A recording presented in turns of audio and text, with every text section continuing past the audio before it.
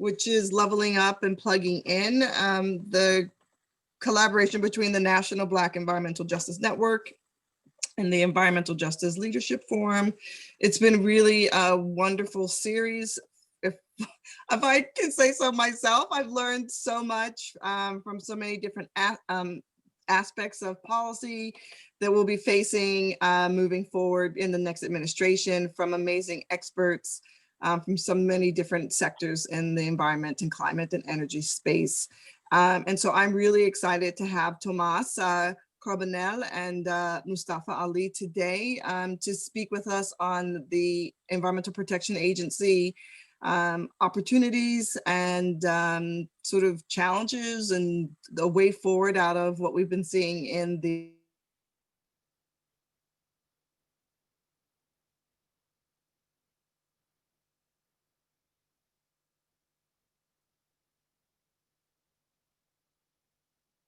sort of really exciting. A lot is transpiring on the front end of where we are at the back end of leaving 2020.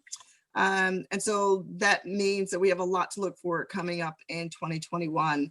The EPA is really, for the environmental justice community, really the space and place by which we can actually see some of the fights that folks have been engaged in for many years sort of take front and center again, and really to focus again on how to deal with the Clean Air Act, the Clean Water Act, and other regulations that have been rolled back under the Trump administration.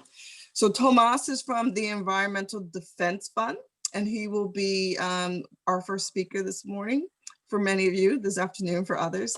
And Mustafa Ali is the Senior Vice President over at the National Wildlife Federation. I was like, nature? No, sorry. So, and super excited to have him. He spent, gosh, all of his young adult life at the EPA. So he'll be bringing some really wonderful perspectives for us as well. So he'll be our second speaker. We'll do speaker presentations first, and then we do a Q&A discussion. So I will turn it over to you, Tomas. There you go. Hi, everyone. I'm going to attempt to share my screen here. Okay. Does everybody see the first slide in my deck here? Yep, you're good to go. Great, great. Well, good afternoon, everyone. And just wanted to thank you all for the opportunity to join the discussion. And I'm really looking forward to Mustafa's remarks and looking forward to all of your good insights, ideas, and questions after the panel. So just a little bit about me. I'm Senior Counsel and Director for Regulatory Policy on EDF's US Clean Air team. I work out of our Washington, DC office, of course, at home right now. And I've been with EDF for a little over 8 years. For those who aren't familiar with, sorry, I'm just trying to advance my slides here. For those who aren't familiar with EDF, we are a national nonprofit environmental organization. We're membership based. We have over 2.5 million members and supporters. And we really seek to address the most critical threats to human health and the environment by combining science, law, and economics. And we pursue that with a deep value placed on diverse partnerships in our work, including with communities, with businesses, with state and local governments. Within EDF, my team, the US Clean Air team, focuses on securing and defending protections against health harming pollution and climate pollution from our nation's largest sources. And during the Trump administration, we've been deeply engaged at EPA and in the courts with a broad range of allies to defend climate and clean air safeguards and EPA's legal authorities against Trump rollbacks. So among other things, we've been deeply involved in fighting the EPA's attacks on the clean car standards, on protections against mercury and other pollutants from power plants, on hazardous air pollution limits for industrial facilities that disproportionately affect frontline communities, and on air pollution standards for oil and gas facilities, among other things. Now, as we look ahead to the Biden administration, personally, I could not be more excited about the opportunities that exist to make really transformative progress on reducing climate pollution, health harming pollution, and advancing environmental justice and equity. I think, the Michael Regan at EPA, Brenda Mallory at CEQ, Deb Holland at DOI are just extraordinary, thoughtful leaders who are committed to protecting health and the environment in an equitable way. And so I think we're really in a new era, and I'm tremendously excited about it. In the rest of my remarks here, I just wanted to take a few minutes to highlight some big opportunities that we see for the Biden EPA to make progress on climate and clean air challenges. And just to be clear, what I'll talk about is not just about undoing Trump rollbacks, but really springing forward with transformative protections that we believe will save lives, protect health, and reduce climate pollution, including in overburdened communities that disproportionately suffer from poor air quality and health harms. And I also want to highlight some additional opportunities that the Biden EPA would have to advance equity and environmental justice and really rethink the role of rethink how we implement the Clean Air Act and how we do business at EPA to better weave in environmental justice. So just to jump into some of the key opportunities, we see real opportunities under existing law for the Biden EPA to move forward with strong and transformative protections in major polluting sectors. And I'll be talking specifically here about transportation, the power sector, and oil and gas. And together, these sectors account for over 60% of the nation's climate pollution, along with millions of tons of health-harming pollutants that contribute to particulate pollution, smog pollution, local concentrations of air toxics that cause tens of thousands of premature deaths each year. So that's why I'll try to walk through these three big sectors here. So I'll start with the transportation sector. This is the nation's largest source of climate pollution and a leading source of health-harming pollution in the US. The soot and smog forming pollution from cars are estimated to cause over 20,000 premature deaths each year. And this sector alone accounts for about 30% of all greenhouse gases in the US. As you all know, on-road pollution is also just a huge environmental justice problem. Traffic-related air pollution is well known to have a disproportionate impact on low-income communities and communities of color. Just as an example of that, a recent study by UCS found that Black, Latino, and Asian Americans in the Northeast and the Mid-Atlantic breathe an average of 66% more air pollution from cars and trucks than white residents. The Clean Air Act really provides ample authority for EPA to establish transformative multi-pollutant standards that address the full suite of harmful pollutants from vehicles, and would leverage zero emission vehicle technology to not just sharply reduce, but actually to eventually eliminate the full range of pollutants emitted by new vehicles. And that would include both passenger cars and light trucks, as well as medium and heavy duty vehicles that contribute so much to unhealthy particulate pollution in our communities. The Biden campaign, promisingly has already signaled its intent to use this authority to clean up the car and truck fleet.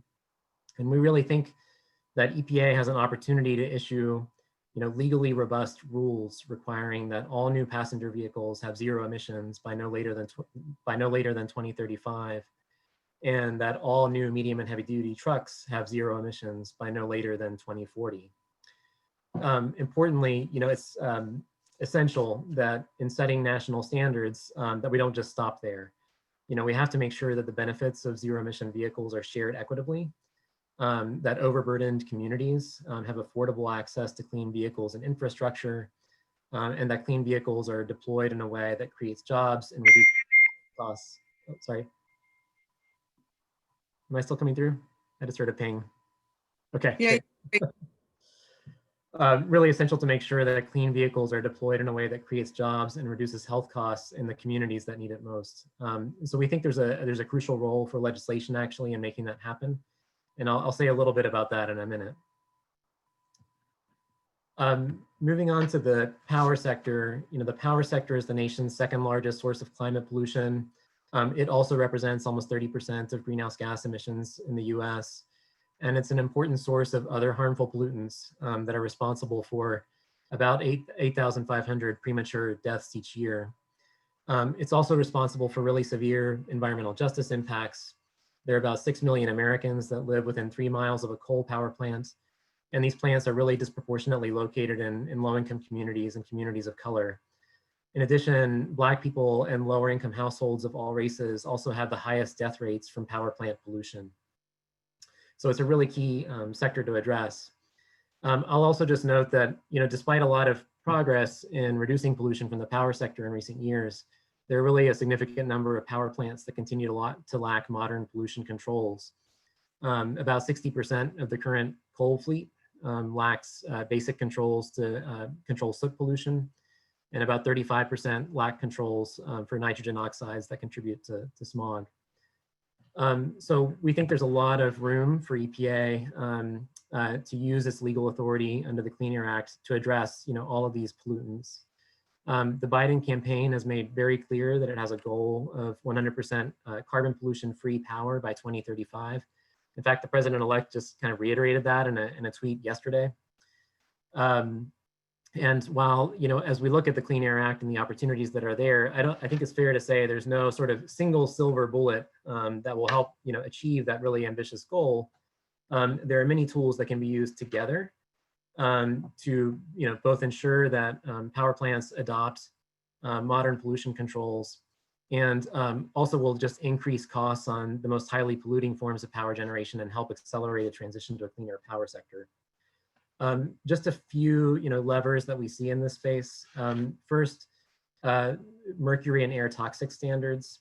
Back in 2012, the Obama EPA issued Clean Air Act standards for mercury, for acid gases, for other toxic pollutants that forced many coal plants across the country to install costly controls and resulted in the retirements of many others. And the Trump EPA refused to strengthen those standards and also tried to undo a legal finding that underpins them. But the Biden EPA will have an opportunity to really revisit those standards and make them much stronger, requiring better plant-by-plant pollution controls and reductions in pollution, and hopefully hastening retirement of the dirtiest plants. A second lever that I wanted to mention relates to cross-state air pollution. Under the Clean Air Act, EPA is required to ensure that power plants and other major sources don't lead to violations of air quality standards in other states. EPA has not yet strengthened those protections for cross-state air pollution to reflect the latest air quality standards for ozone. And so the Biden EPA will have an opportunity to revisit these as well. And that could really result in requirements for plants to make deep reductions in smog-forming pollution and to install or operate the controls that are needed to make that happen in a way that could really alter the economics of the industry and help advance cleaner power. Lastly, EPA does have authority to issue carbon pollution standards for both new and existing power plants. We think there's a real opportunity for EPA to revisit and strengthen carbon pollution standards that are already on the books for natural gas-fired power plants in order to stop the rush to natural gas that we're really seeing in the power sector. And we think there's also a real opportunity for EPA to undo the Trump administration's harmful replacement for the Clean Power Plan, which would actually increase emissions at about 1 in 5 of the nation's coal plants, and to put in place a much stronger program to limit carbon pollution from power plants. So again, these are kind of multiple tools, they're overlapping, but the idea is that, working together, all of these tools can really increase economic pressure on polluting power plants, particularly aging coal-fired power plants, in a way that would have health benefits in communities, really reduce health-harming pollution, and hopefully hasten the transition to a cleaner power sector. And then the last big sector I'll address is oil and natural gas. This is the nation's largest industrial source of methane, which is an extremely powerful greenhouse gas. It's about 86 times more powerful than carbon dioxide within the first 20 years after it's emitted. The oil and gas sector is also a huge source of other pollutants that are emitted along with methane, including millions of tons of volatile organic compounds that contribute to smog pollution, as well as carcinogenic pollutants like benzene. And as I'm sure you all know, this is an industry that has really been growing explosively over the last decade or so. And because of that, oil and gas facilities are often located close to schools, neighborhoods, places of work, often in low-income communities and communities of color. I've got a table here on this slide that shows some of the communities that are affected. About over 9 million Americans total live within just a half a mile of a well that's not currently regulated with respect to methane and these other pollutants.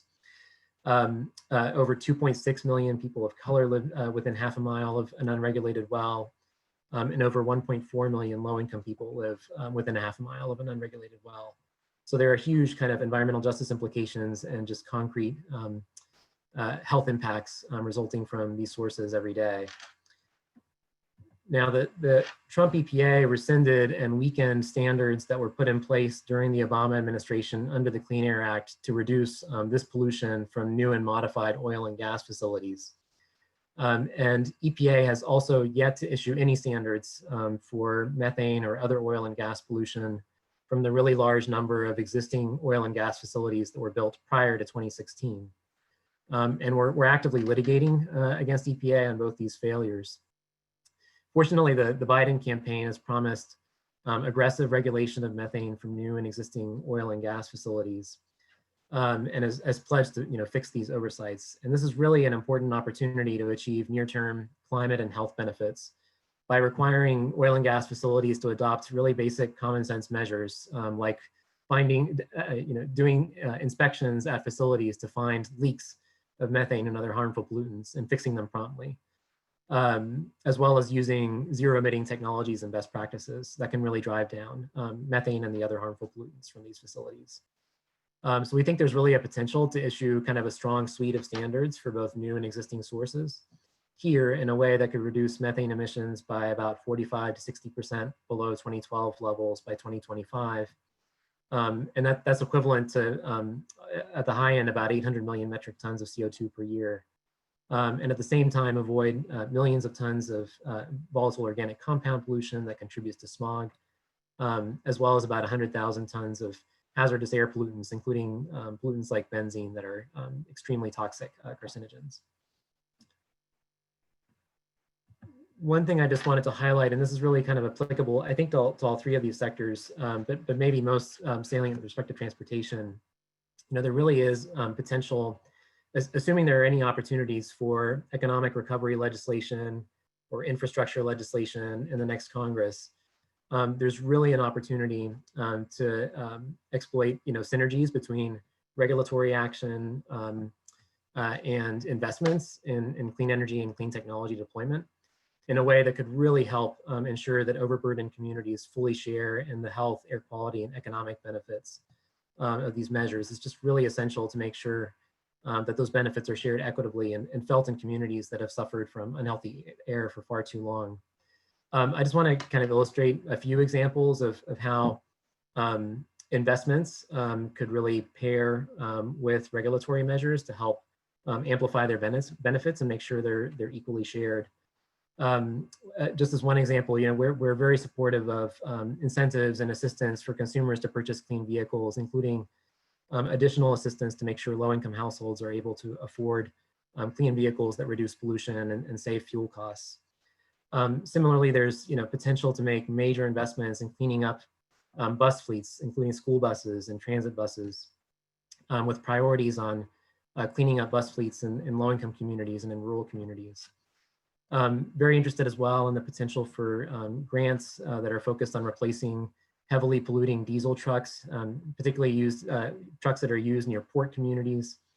Replacing those with clean electric trucks is a huge opportunity and could really accelerate and leverage the potential to set transformative standards that I was describing just a few minutes ago. And lastly, I do want to mention that extending and strengthening tax credits for renewables is actually a great opportunity. Some of the work that we've done here at EDF suggests that, all by itself, just extending the investment and production tax credits for renewables could have a really huge impact on emissions from the power sector all by itself. And it would also help encourage, as coal plants retire, help ensure that those plants are replaced by renewable energy, zero emitting generation, rather than natural gas. So that's another way in which legislation that might be possible over the next year or two could really complement and help drive better outcomes on the regulatory side.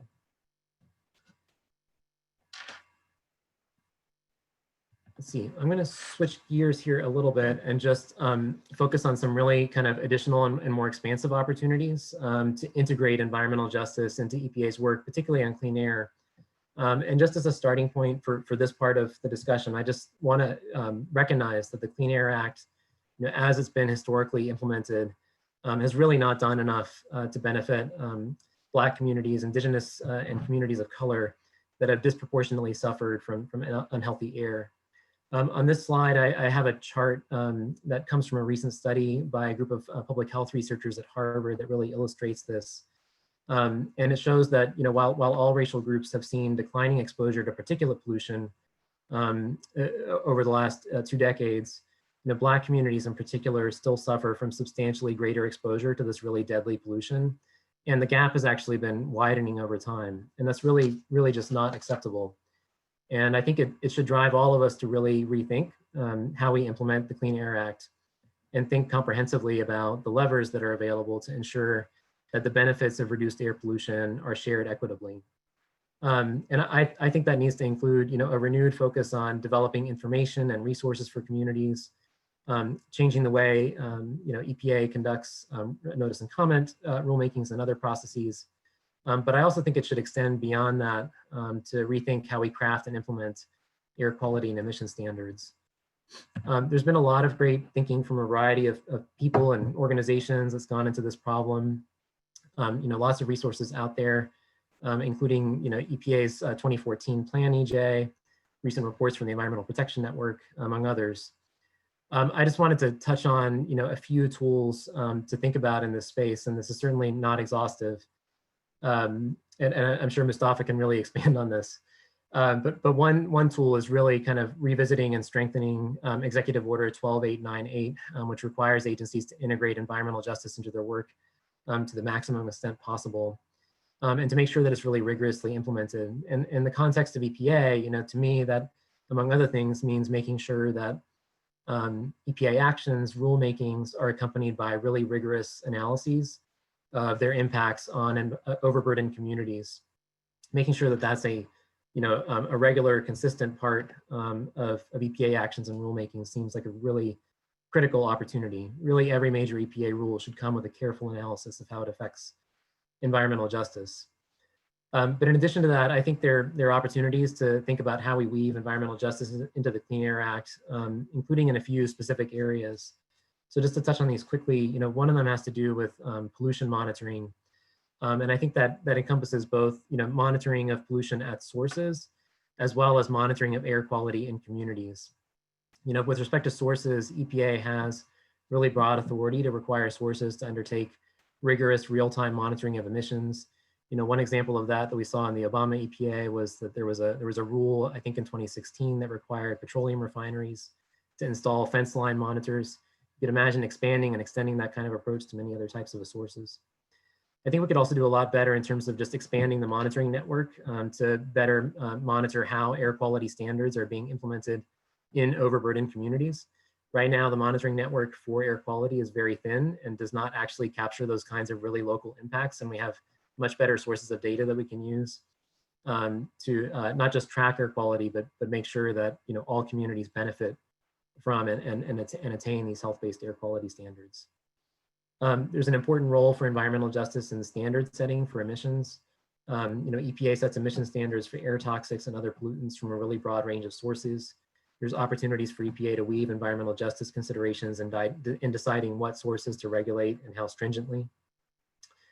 With respect to permitting, there's an opportunity for EPA to have really rigorous, consistent consideration of cumulative impacts and environmental justice ramifications in reviewing permits for new sources or expanded sources. And then with respect to enforcement, there's real scope for EPA working with DOJ to prioritize enforcement on major sources of pollution affecting overburdened communities, and to really work with environmental justice leaders and organizations in helping shape those priorities and enforcement strategies. And I think it's important to think as well about restoring and using tools like supplemental environmental projects that ensure that, when polluters are held to account, that they not only pay for violating Clean Air Act standards, but do that in a way that is invested in projects that result in concrete health and air quality and economic benefits in overburdened communities.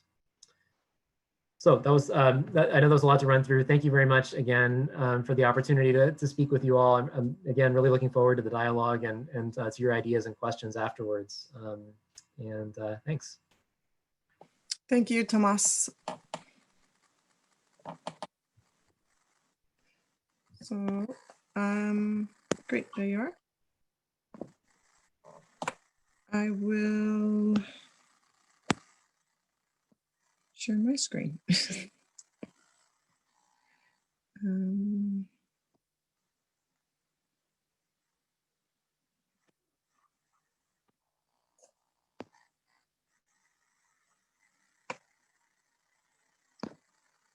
I should have done this first. Screen.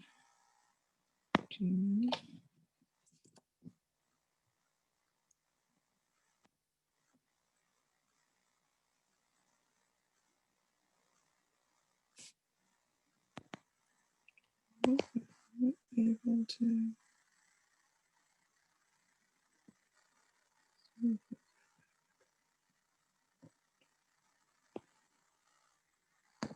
Sorry, I am trying to share my screen so I can.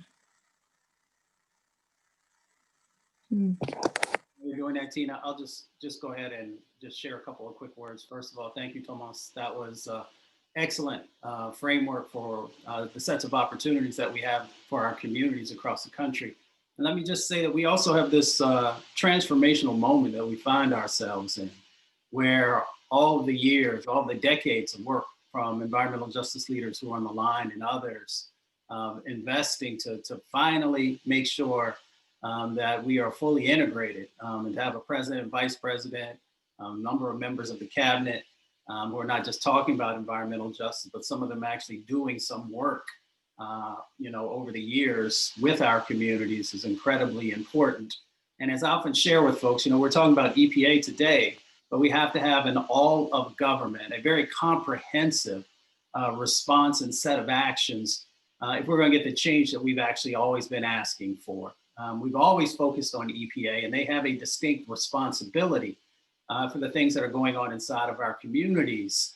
But the reality of the situation is that when we look at a number of the other federal players, they have much deeper pockets. They have the capacity, and in many instances, they have the statutory authority to address some of the things that are happening inside of our communities. So we should make sure that we are continuing our focus on EPA, but let's also make sure that we're branching out and getting a number of these other folks who have a distinct responsibility for both the impacts and the opportunities inside of our communities. And Tina, I'll just talk real quickly and then we'll catch up whenever we get the slides right.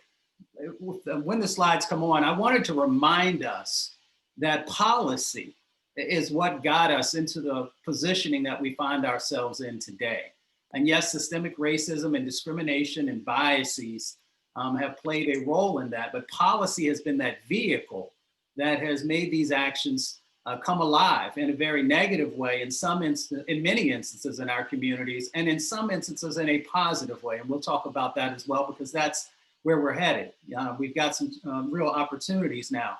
So one of the early slides that you would see whenever it comes on is, you'll see a couple of hands with chains around them, because I want to anchor us in the actions that EPA and others should be doing in the policy that has gone on. So we know slavery was a set of policies that said that you could bring Africans to this country and utilize them for free labor, and then to discard them and place them in the places that were undesirable to others.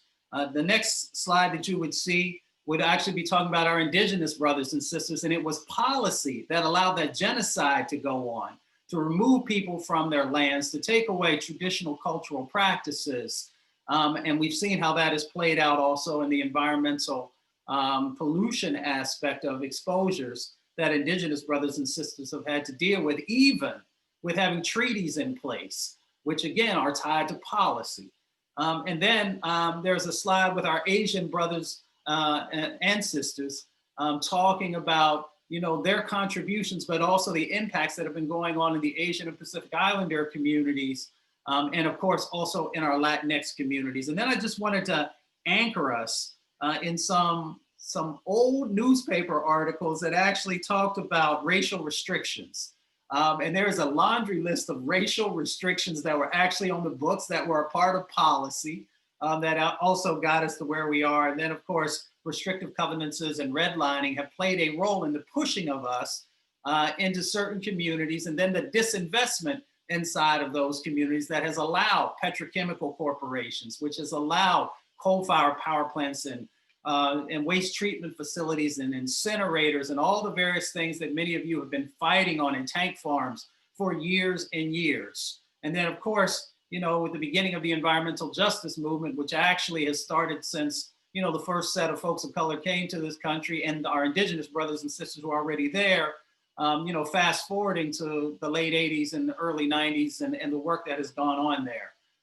And then we would go into a set of conversations also around some of the tools. Thomas talked about some of them, but there are tools and actions that have been put in place. So historically, let's make sure that we just call out the fact that there would be no Office of Environmental Justice if it wasn't for the Michigan Working Group and all those brothers and sisters who got together and said there has to be a place in the federal government where we can come to. There would be no Office of Environmental Equity, which became the Office of Environmental Justice, if it was not for stakeholders calling that out and saying that we needed this. There would be no environmental justice small grants. There would be no National Environmental Justice Advisory Council. There would not be no Executive Order 12898 that President Clinton signed in 1994 if it wasn't for folks like you who are on the lines. We'll fast forward a little bit because there's lots of history there.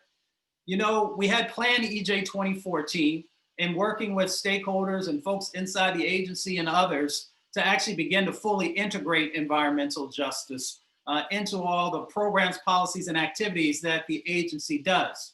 By no means was that perfect. And then there was the next set of iterations, which was Plan EJ 2020 that we would talk about. What you really find there is that, as Thomas was talking to you about these various sets of opportunities that are out there, that there needed and continues to need to be a set of work inside of the agency to make that become real for rule writers and dealing with the permits and dealing with the science and making sure that the grants actually have environmental justice criteria, not just labeled in the language, but there's a real evaluation about where dollars are flowing and where they're not flowing and how you have to make change to happen in that space. So now we have an opportunity. We can actually no longer just imagine what needs to happen for our communities, for the engagement with the states and the accountability, but actually frame out what that direction looks like. So they've now come to the end of the Plan EJ 2020, which never really became fully implemented because of the last 4 years of the folks that we're dealing with. But now we have that opportunity to actually frame out what this new direction is actually going to look like and put some real teeth into that process. So I would say that folks should really be pushing this new set of folks who are coming in to make sure that you have full engagement in that space to make the change happen. And also out of that comes many of the things that Thomas talked about. The engagement around the Clean Air Act. For our communities, the reality is we got 100,000 people are dying prematurely. So how is the agency actually going to utilize the various opportunities that exist under the Clean Air Act paradigm or umbrella, however you want to say it, to make that become a reality? And Thomas talked a little bit about that. In the water context, how are we going to make sure that things like the state revolving fund, where dollars have continually gone to certain states and they have not utilized those to truly build the infrastructure inside of our communities? I raise that because, President-elect Biden has been talking a lot about infrastructure, which one, creates jobs, and two, builds that infrastructure that will hopefully actually protect the lives inside of our communities. And where the current infrastructure does not exist, then making sure that in those 2 million folks across our country who don't even have access to water or sewage, that they finally are given the opportunity to make sure that that becomes a reality inside of their communities. And I know I'm short on time, but I want to move also to a couple of other things that maybe you all are not as aware of that are tools that we can use to make change happen. There's something called PPAs and PPGs, Performance Partnership Agreements and Performance Partnership Grants. And that is actually a relationship, a negotiated relationship between the agency and the states.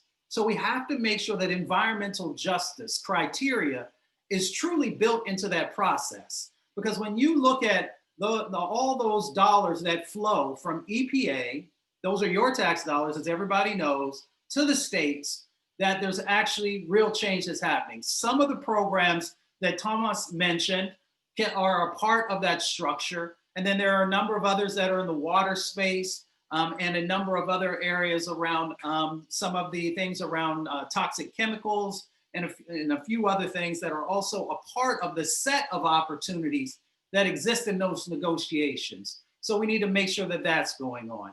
We also need to better think and utilize the interagency working group. The interagency working group came out of Executive Order 12898 that President Clinton signed back in 1994. There are a number of different things that was inside of that initial language. I'll highlight a couple of things that we should always be paying attention to and trying to figure out ways to enhance. One of those is that each of the 17 federal agencies and departments, and there's a couple of White House offices as well, have a distinct responsibility for environmental justice. Everybody from HUD to transportation to commerce to small business administration to GSA to HHS and a number of others. So they are supposed to have plans in place detailing how they're making change happen.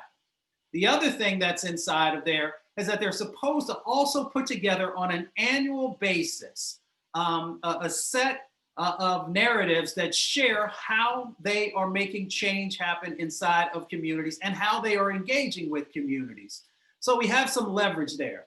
Now, all of us know that we hope, one, that there is environmental justice legislation that is passed under this new administration. We also understand the challenges that are going to exist because we currently, and we'll have to see how the election goes, knows that we have a Democratic-led House and we have a Republican-led Senate.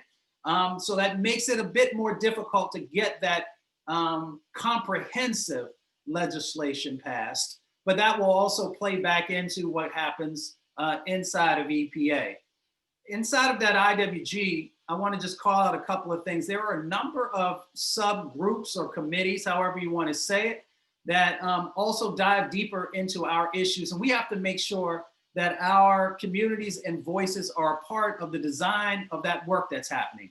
One of the areas that I'll call out is Nepa, because Nepa is going to play a critical role in this infrastructure and rebuilds that are happening. EPA has a role to play with Nepa. A number of the other federal agencies do as well. And the interagency working group at the end of the Obama administration actually pulled together 200 of the top practitioners in Nepa to develop a set of environmental justice sets of recommendations and opportunities. And we need to revisit these types of things, especially because we know there's a huge amount of action that's going to happen. EPA will play a role in addressing some of the emissions and other things that will come in that space. But we've got an opportunity to actually make sure that in our communities that the positive things are coming and to make sure that we're not allowing any of these additional impacts to actually come into our space. A couple of other things that I wanted to highlight for you all real quickly. Thomas talked a little bit. We've got to get engaged in these sets of opportunities around enforcement. Now, environmental justice at the end of the Obama administration became one of the environmental enforcement priorities. And then it disappeared under this last administration. And I'll just remind folks that there was a significant cut to enforcement work that needed to happen and inspections. It was like almost a 70% reduction in inspections and other enforcement related work that has gone on. So we've got to make sure that one, environmental justice is a part of the priorities that's there, and two, that we've got folks actually coming into our communities, holding these industries accountable and checking to make sure that they are in compliance and living up to the letter of the law. So we've got some opportunities that exist there as well. And I just want to remind folks a little bit also that we've got some real opportunities also that we have to push around brownfields and Superfund. Now, we've all had to deal with the negative impacts that are happening inside of our communities, and folks who engaged in the NEJAC years ago actually played a critical role in getting the worker training programs in place as a part of the brownfields model, if you will. I think that now with the new climate economy and some of these other sets of opportunities that are coming, we've got a new set of engagements to make sure that the dollars that are associated with the Brownfields program and the Superfund program are lining up in a way that we find benefit in. So I'll stop there because I think we only have a little tiny bit of time, and I want to go deeper into whatever your sets of particular questions might be. Great, thank you, Mustafa, and so much for my taking control of the screen. Did not happen, so it was great. I'll look at the slides later. We'll send them to the participants, and thank you, Tomas, as well for your presentation. There are a couple questions in the chat, so I will go to those first and then open it up for the folks on the call. So this question came in during your presentation, Tomas, but I'm sure both you and Mustafa can speak to it. How much of this, and I believe this is referring to the rollbacks, and Reverend Malcolm, if I'm wrong, please let me know, can be done in the first 100 days? Also, how do you see community mobilizing to push for these opportunities? And how do we ensure equal protection for all? That's from one person. Yeah, and these are great questions, and I would love Mustafa's take on these as well. I'll just say that with respect to in terms of what can be done in the first 100 days, it really kind of varies. At least in sort of my remarks, I laid out a number of rulemaking opportunities to address pollution from key sectors. In general, those are rulemakings that require public notice, public comments. EPA takes time to develop a proposal, and then takes time to develop a final rule based on comments. And so they won't be completed in 100 days. But what I would expect to see, early on, starting on day one, is really strong public signals from the administration about what they intend to do. So, really hoping to see a day one executive order that addresses environmental justice as well as climate and clean air. And that sets, a clear direction for EPA in terms of revisiting Trump rollbacks and directing the agency to review, undo, and then strengthen core protections, for some of these biggest contributors to air quality and public health. I also just want to underscore the important role that community mobilizing and the work that you all do will play in really making sure these opportunities are realized. Of course, like once rulemakings begin, there's this really critical, role for the public to engage in comments, to present public testimony. But there's a need to be in the agencies, in the White House, engaging, starting on day one, to actually set the direction for the agency and make sure that environmental justice is, woven in as a priority throughout these agency actions. So just really essential. And I think in terms of ensuring equal protection for all, I mean, this is a priority that we share. And I think, with regard to, the opportunities that I highlighted, they're varying programs. There's kind of like varying levels of legal authority. But I do think that ensuring that environmental justice is carefully analyzed as part of rulemakings, that where possible, rulemakings are structured to take advantage of every opportunity that's available under existing law to make sure that communities that are most affected by pollution actually see required reductions in pollution is essential. And the pressure from the public, from stakeholders, from communities themselves, the clear expectation that we are all sending that this is an essential part of making progress on health and environmental protection is going to be essential to getting these good outcomes. So I'll stop there, and I would love Mustafa's thoughts as well on these. Yeah, no, I agree with everything you said. I'll just share this also. We need to be pushing for our own sets of infrastructure to get in place, and we can do it within the first 100 days. And what I mean by that is in focusing on EPA. There are a number of AAs and RAs, regional administrators and assistant administrators who are going to be hired. So there should be an evaluation of their history and sets of work around environmental justice and climate change, if we want to make sure that we're adding that in there, to make sure that we're getting the right sets of folks, because you all know the engagement that many of our communities has had over the years with some folks who were not as focused on what was happening in our communities. And if we don't do that, then we're going to get, whomever you get. The other part of it is, there has been, you got to go a little bit deeper, but one, we got to get these offices of environmental justice back in the regions. Many of them have been decimated, and you may have one person or a person and a half who are working on these issues and have 5 or 6 states that they have some responsibility for. So again, in the leadership of those offices, we got to make sure it's folks who have environmental justice competencies. There are folks who we have trust in, who are leading those offices, and the rebuilding of those teams, which is critically important. And then, we can begin to then talk about in these other agencies, making sure that there are some similar types of infrastructures that are be critically necessary. And folks can do that in the first 100 days. They can make sure that these things are moving, because, we can have as many conversations as we want to in a theoretical concept, but unless we have the people in place to make sure that these things are happening, then it's going to just be an uphill push. The other part of it is that they can do in the first 100 days is there's a huge amount of money, both in grants, contracts, and subcontracting opportunities that are going to move, both in EPA and in the rest of the federal family. They can make sure that environmental justice criteria is fully built into that set of decision making. So we've got this set of money that the president has talked about, the huge amount of dollars that they're talking about from climate change. And of course, 40% is supposed to go to our most vulnerable communities. But there's also another set of dollars that are those traditional set of dollars that are already there, that we also need to be making sure that both flows are coming into our communities and are going through that analysis to make sure that we're actually having a fair opportunity at those dollars. So those are just a couple of things that you can do in the first 100 days if you choose to.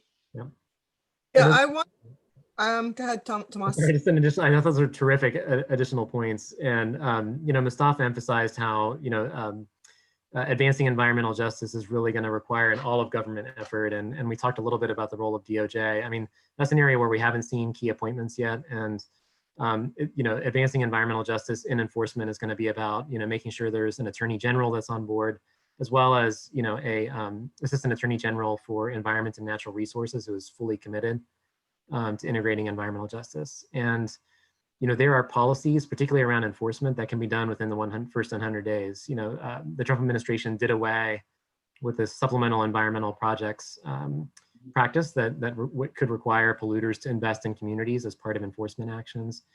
The new DOJ can reverse that and put that practice back into effect, within the first 100 days. So, totally agree with all of the points Mustafa made, and just wanted to underscore that, critical sort of additional aspect of advancing justice. Yeah, and Tina, just real quickly, I'll do it in 30 seconds. You all saw that memo that came out from President Trump around training, and that you can't talk about racism, you can't talk about all these different things that impact our communities. Of course, that can be rescinded, but for me, it's not about us going back to whatever was that baseline before, because the baseline was not protecting our communities. We need much more enhanced sets of actions, and that's where we should be focused on, along with, and for so many years, our folks were doing the work without the dollars and resources that were necessary.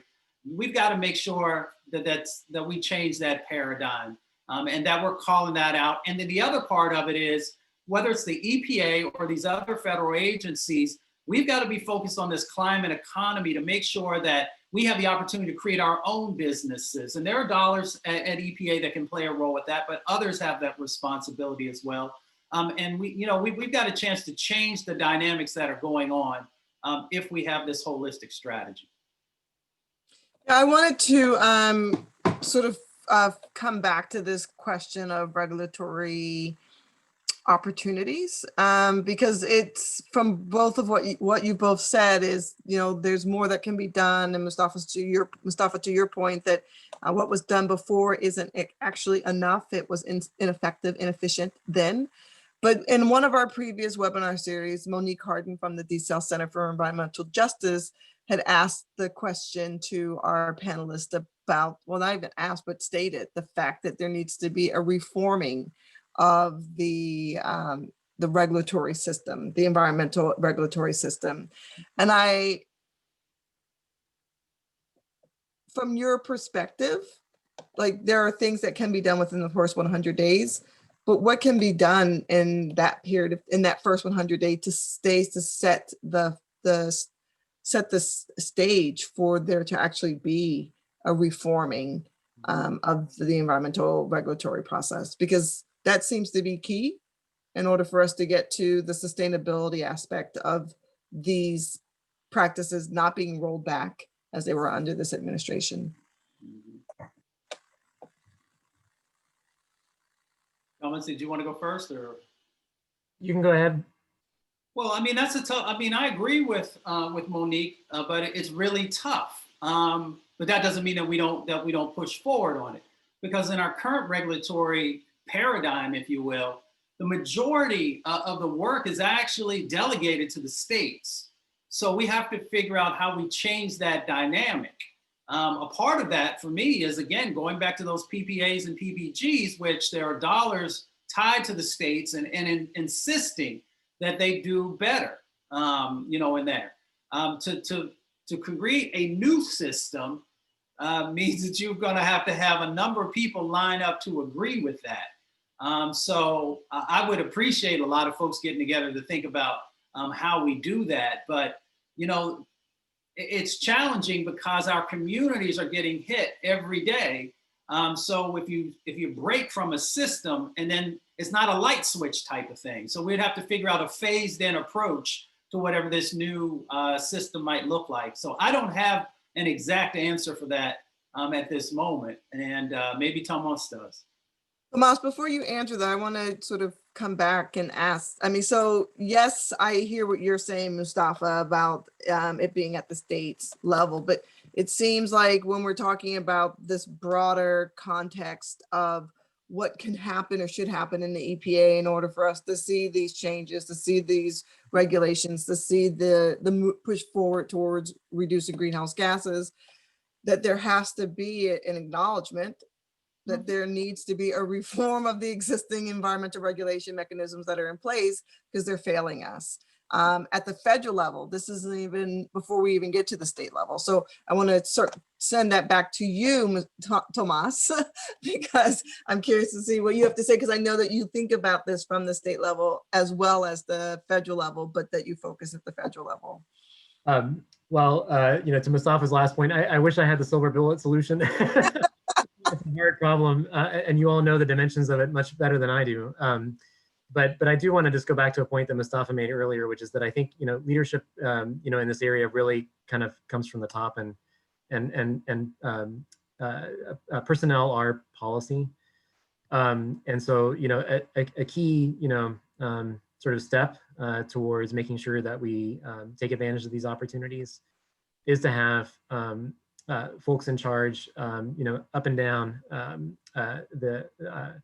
the levels of the agency and in the White House, who are pushing to make environmental justice a core part of EPA's work. And then I think within the first 100 days, there's going to need to be as well just kind of a clear direction to the agency in terms of you know, strategies and policy that environmental justice is a priority, and that we are not only going to be identifying, you know, the opportunities under existing law to you know, prioritize environmental justice in the agency's work, but there are concrete, you know, plans about how to make that happen, and there are, you know, there's going to be sort of metrics and accountability for making it happen. So that's what I would hope to see in the 100 days, is that clear sense of direction. It could start with a very high level executive order that emphasizes and strengthens EO 12898 and provides agencies with direction on the kinds of tools that they should be using. And then that needs to translate down into the, you know, agency level, you know, policies and plans. I know that's kind of high level, but in terms of that kind of immediate, you know, first 100-day window, that's what I would hope to see happen.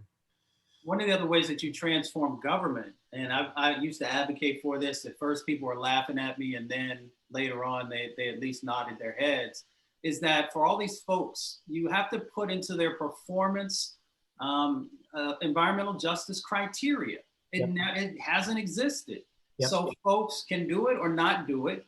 So if they're, they're actually getting evaluated, their job is being evaluated as this is a part of that criteria, you will see folks looking for innovative ways of getting things done. And you will see folks getting things done. So that's just one other piece. It's not a silver bullet, but it has been a missing component of federal service. And then it will trickle down to the states as well, because the states follow in many instances what the feds are requiring and asking for. So so that statement there is sort of a nice segue into the what would replace the CPP, the Clean Power Plan, since that was sort of the I don't know the right euphemism is, but like the granddaddy, the Cadillac. It was sort of what we as a country could do to reduce greenhouse gases and to address our energy needs and to really fulfill our commitments to the Paris Agreement. And Tomas, I was really surprised by the fact that you said that this next president should have a stronger, better plan that should replace this. And the reason why I was surprised is because when I talked to other folks who work on climate and energy in the international space, they all say it's just going to be the infrastructure plan that Biden has put forward, which I'm like, that's it. So I would love for you to kind of talk about this, linking this together as far as, what the feds lead on, what will that look like? What will that new plan be? What will replace the Clean Power Plan to actually set those standards and to set that beacon of light for the states? It's a great question, and I do not know the answer to that. And Tina and I have talked about this before. Like one of the main messages that I kind of wanted to convey in the power sector, in my remarks in the power sector, is just that I don't think we should be seeing the future of power sector policy and clean air policy for power generation as just about one kind of cornerstone program like the Clean Power Plan. I know in the Obama administration, the Clean Power Plan really was kind of like the centerpiece of the Climate Action Plan, and attracted sort of a lot of energy and resources and attention. I think as we look ahead, as you all may know, the Clean Power Plan did run into a really concerted, intense, litigation attack from conservative state AGs, from industry. The Supreme Court ultimately stayed the rule. Over the Trump years, we've seen, the Supreme Court turn in a sharply more conservative direction. And so I think as at least as we've thought about the future of carbon pollution standards under the Clean Air Act, all of those developments have been weighing heavily on our minds. And I think what it does mean is that whatever the next iteration of the Clean Power Plan should be, and I think there does need to be a new iteration. We've already seen the Trump administration scrap the Clean Power Plan and then put in place this incredibly cynical and harmful rule called the Affordable Clean Energy Rule that basically requires no reductions in carbon pollution and in fact like incentivizes life extension investments in coal-fired power plants that would increase pollution. We definitely need to undo that framework and put in place something that's stronger and more meaningful. It probably won't look just like the Clean Power Plan. I'm not sure what shape it will take, but it may look from a legal point of view, more like kind of a plant by plant kind of approach to reducing pollution. That's one possibility that will just make it more legally robust. But whatever form it does take, I think it needs to be working in concert with other regulations for the power sector. And so I really see kind of the future of policy in this area as being not just about sort of one big signature program that could be attacked and struck down in the courts, but sort of multiple efforts that are overlapping that address not just CO2, but the whole suite of really harmful pollutants. I mentioned mercury and air toxics and cross-state as examples of that, but those aren't the only levers that are available. And I think the combination of those are going to really, put pressure, particularly on coal-fired power plants, either to clean up or to retire. And I think we're probably going to see a lot more of the latter. And as I also mentioned, if we're able to pair that with kind of supportive tax policy that really kind of continues to bring down the cost of renewables and make those competitive with fossil, in particular with new natural gas, I think that will really kind of help put us on the path to the zero carbon pollution by 2035 target. So that's kind of, I hope that makes sense, is like kind of the big picture landscape. Yeah, no, I think it's, I mean, I think it's great that at least you're thinking about it, because other folks are like, oh, it's just this, it's going to be the infrastructure, but to really think through what it could look like, and the fact that there should be something, and it's something that perhaps instead of having that top down approach where it just comes from the government, that the community can actually feed into what that would look like from that different. Mustafa, you wanted to weigh in? Yeah, I was just going to say, because, you know, the Clean Power Plan never really took into consideration cumulative impacts. Yes. So that has to be a part of our thinking moving forward on all of these sets of opportunities, because I see all this as sets of opportunities.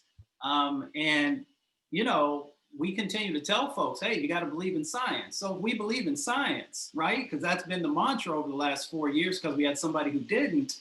Then, you know, the things that the IPCC has shared in the National Climate Assessment, they've told us the time frame that we have to get this stuff right. And we also know when we were working on the Clean Power Plan, that was a number of years ago now.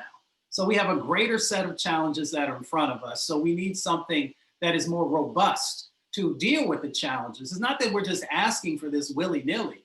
You know, it is because these are real sets of challenges that are in front of us. And then I'll just add, you know, there was intentionality from the Trump administration on the things that they worked on dismantling.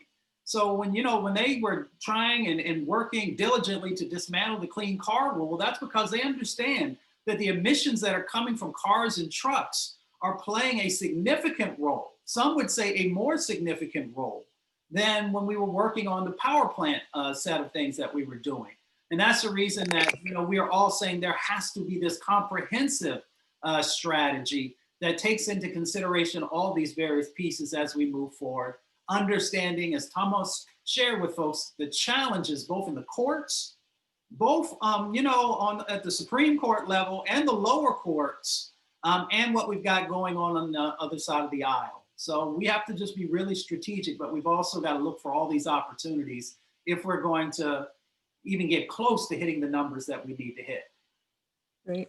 I want to go to folks and ask if anyone has a question. I haven't seen a hand raised, so I do have one or two questions in the chat box, but does anyone have a question that they would like to have an audible on?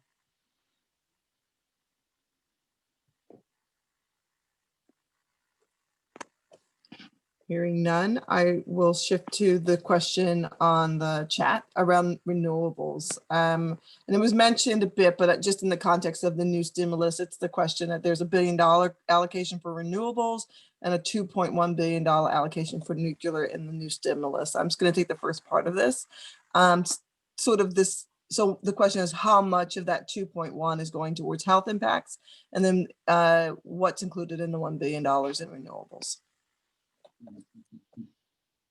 Mustafa, do you have any sense of this? I mean, a little bit, but you guys know what's going on in relationship to the stimulus bills. I mean, it is an ebb and flow between the two sides trying to get something through. Now, you know, this current stimulus bill is not what most folks are asking for. It's really a stopgap measure that they have in place. And as it relates to you know, we're just going to have to do work in the new administration to make sure, and dollars will flow more toward the renewable side of the equation. And then to, you know, when we talk about renewables, we know what we're talking about. We're talking about wind and solar and thermal and tidal and a number of the others. There still will be some dollars that will go toward nuclear because they still see it as a necessary component unless folks can push enough to change that dynamic. Y'all know I just believe in real talk. I'm not going to sugarcoat stuff for folks. And on the public health side from this stimulus, you know, many of those dollars, you know, some of them are going to frontline workers and those types of things, but there's no significant dollars that are going there to get more data on the impacts that have been going on from COVID inside of our communities, you know, in relationship to the air, you know, context and some of the others that many of us would like to see. So, you know, we just have to take this moment for what it is and then get really focused on this next set of opportunities that happen in 20+ days. So it's an interesting, we had a webinar on nuclear just a few weeks ago, and the conversation around this, because the conversation I find very interesting around nuclear, because with all the modeling that's being done, it is presented as existing with us for a very, very long time, because it's one of the only energy production processes that does not produce the type of greenhouse gas emissions as oil and gas or methane or natural gas. And I'm just your statement around people have to push on, if we have to push on nuclear, and of course it has a lot of environmental justice issues. We had a really great professor talk to us about the EJ concerns around nuclear. But within the framework of the EPA, when we have the Clean Power Plant, or sorry, the Clean Air Act, the Clean Water Act, and all these other regulations or things that are supposed to be in place for helping us to reduce greenhouse gases, to reduce particulate matter, and they don't function. But then at the same time, we're being told that we need to reduce our greenhouse gases, and we're being presented with these other, some folks would say, a false solution.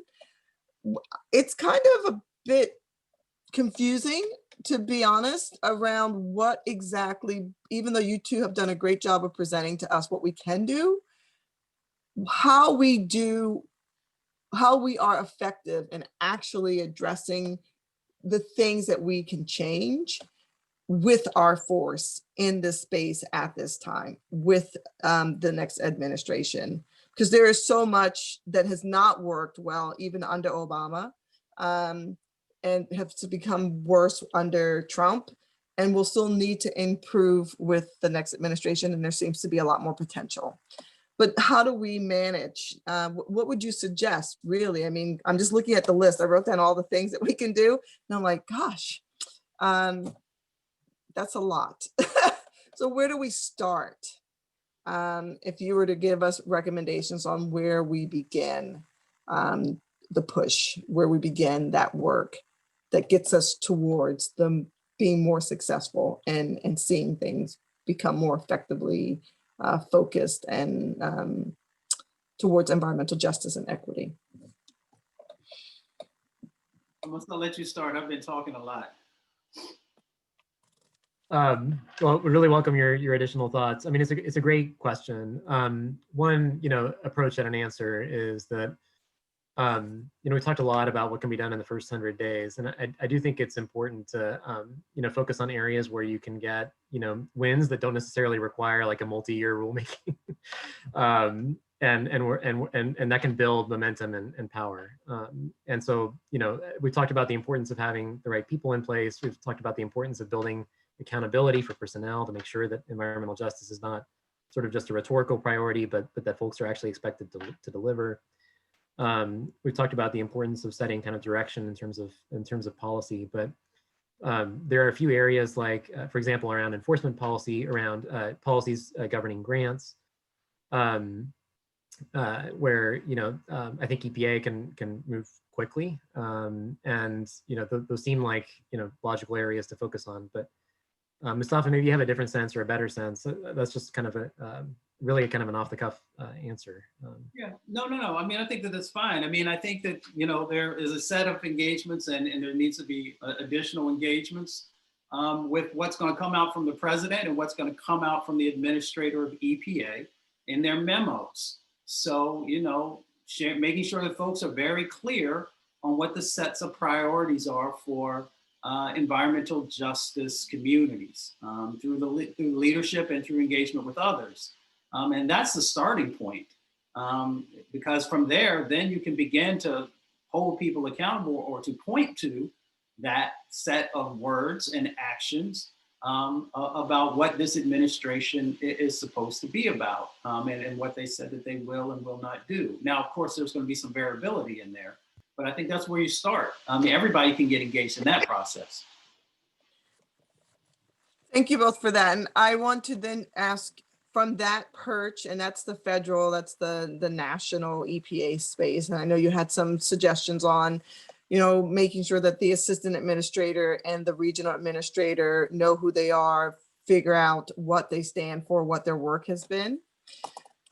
Can you talk about the role of community work, because many of the folks on the webinar work at the community, at the local state level, let me put it in those terms, and how that work on the ground feeds upwards towards the EPA at the federal level. Because I consider it a two-pronged approach. There is, of course, the national federal work at the EPA, but then there's the state EPA.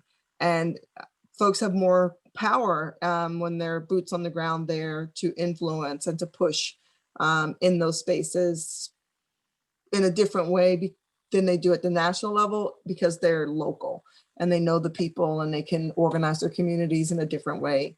But how do those two things, how can that push from the grassroots at that level also help to influence that top level of EPA administrative rules and regulations? How do we bring the power? Right. Well, I think there are a number of things that can be built. I mean, folks have already been doing the work. So we got to make sure in the science construct, right, that traditional environmental knowledge, that community participatory research, and all this incredible work that's happening on the ground actually has a place where it is being honored, both on the federal level and on the regional level. Then we also got to kind of flip the paradigm that EPA and others have been working from.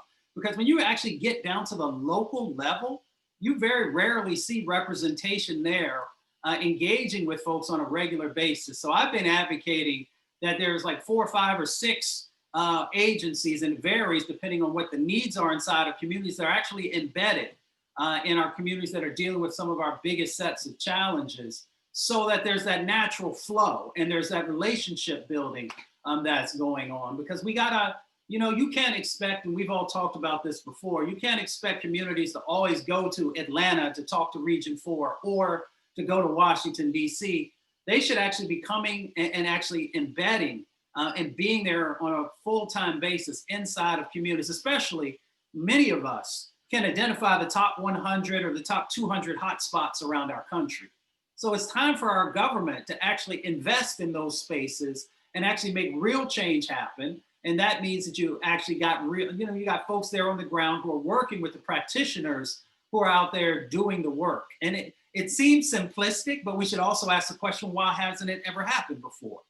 And because we know that model works for other people when they're actually really trying to connect and make real change happen. So those are just a couple of things that can happen. And Tina, I'm sorry, let me just add the other part too, is that this new administration has to build these other types of vehicles that help to make sure that it doesn't get off course.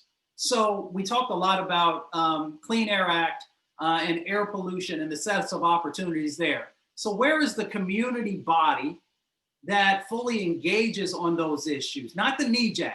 We often just say, oh, well, we'll go to the NEJAC and we'll talk to the NEJAC and they'll create some recommendations. And that's cool. But we've got to have these community bodies that are actually there, being able to bring the realness of what's going on a regular basis to folks as they are thinking about, as Tomas had shared, sometimes these processes take a while. So let's make sure that there's real engagement, ongoing long-term engagement that's there. And I think that helps to build that bridge between what folks are doing in local sets of actions and what sometimes gets created, on the federal level. So those are just a few tools that we can build, or vehicles that we can build, that doesn't take a whole lot of money, because that's what people will say. They'll say that, we want to do all the right things, but the resources aren't there. Now, we all know, we've seen COVID and other things where dollars just get created to address issues. There has to be that same level of prioritization for environmental justice this time. Tomas, do you have anything to add? I thought those were all terrific thoughts. I'll just add that at least when it comes to rulemakings, it's important for I think for advocates to be looking for every opportunity to weigh in, and a lot of times those aren't like super resource intensive kinds of interventions, but just for example, on almost every major rulemaking, EPA will have an opportunity for public testimony, and they've started doing that virtually now in the pandemic, and I really wouldn't be surprised if that continued even after the pandemic is over. So it's, that's an area where, and frequently the press kind of covers these events. There are EPA staff listening in. It's a great way to kind of weigh in and have your voice heard.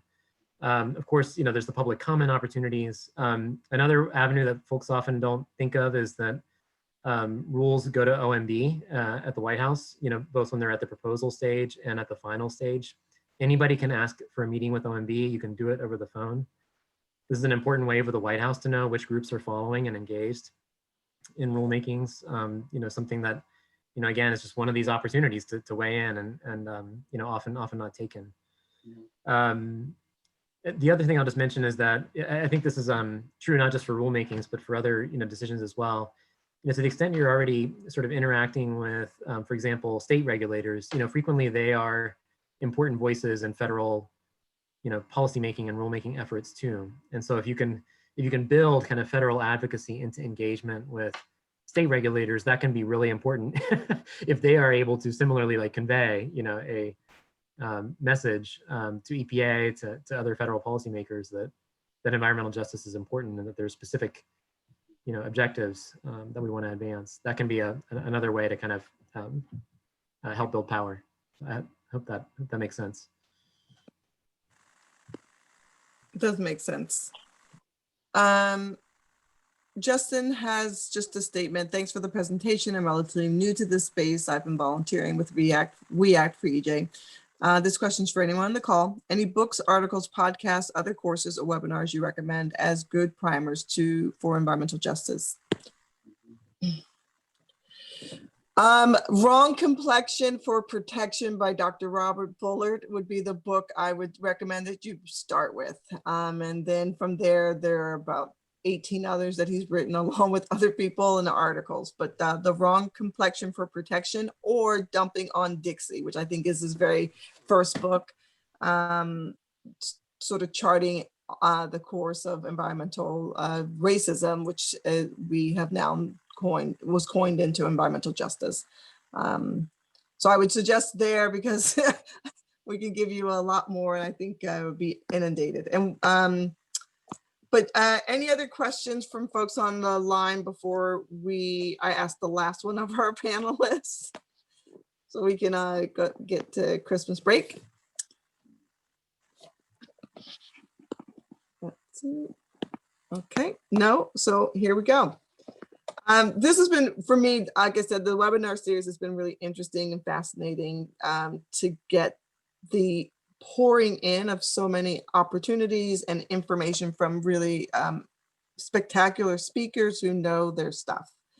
What I'm really curious to know from both of you, sort of a final summing up of, what is 1, 2, or 3 things that you feel will make the EPA transformative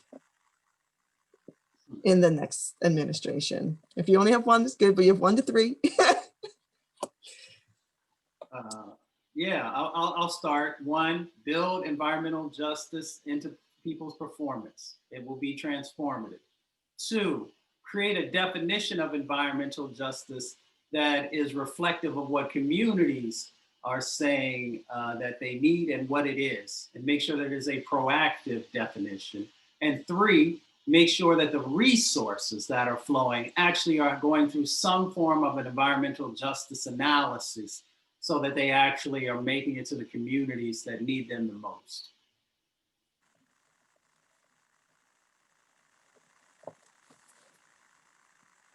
I think that's a tremendous list, and I don't know that I can add much to it, except I'll just note that, Michael Regan's, nomination to be EPA administrator, I think is just really exciting, and I think, making sure that the appointments for lower level leadership in EPA that can actually, translate environmental justice priorities into action, and really act on, the key sort of elements that Mustafa laid out just now, are really important. Great. Thank you both for your time. Thank you to the participants for their time. This will not be our last conversation. This was the beginning of this sort of series. We'll be taking a deeper dive in the new year on almost all the topics we covered this time. Because really just from what this webinar series has taught me in this conversation is that there's a lot of work to do, and figuring out how we approach it and the opportunities to engage in it with experts, community leadership, to really move the ball forward.